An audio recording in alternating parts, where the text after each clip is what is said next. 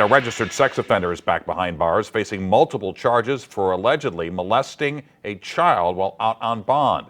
5 on Your Side has learned the St. Louis County Prosecutor's Office had filed to revoke Anthony Hawkin's bond weeks ago. It was not granted until after the latest crime. New at 10, Laura Barcheski has spent the last several hours digging through the court documents.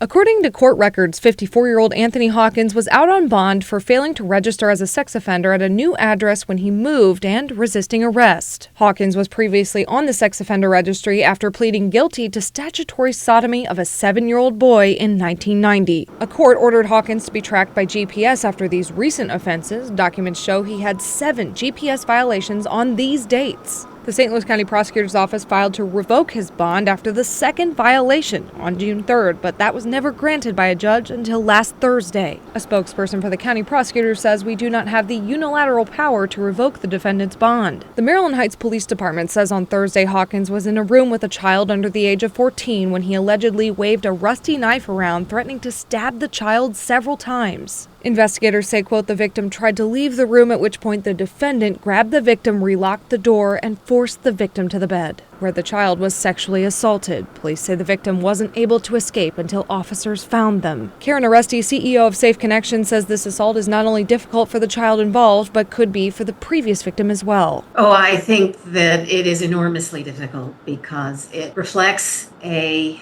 glitch in the system, maybe even the humanity of it all, that saw harm caused to somebody else.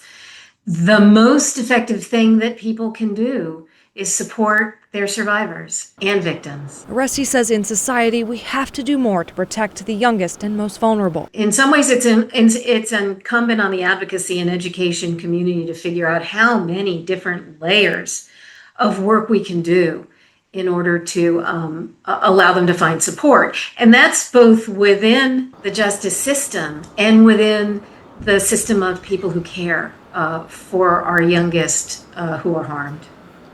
Hawkins is now also facing kidnapping, statutory sodomy, and child molestation charges and is currently being held in the St. Louis County Jail. We have resources for victims of sexual violence on KSDK.com.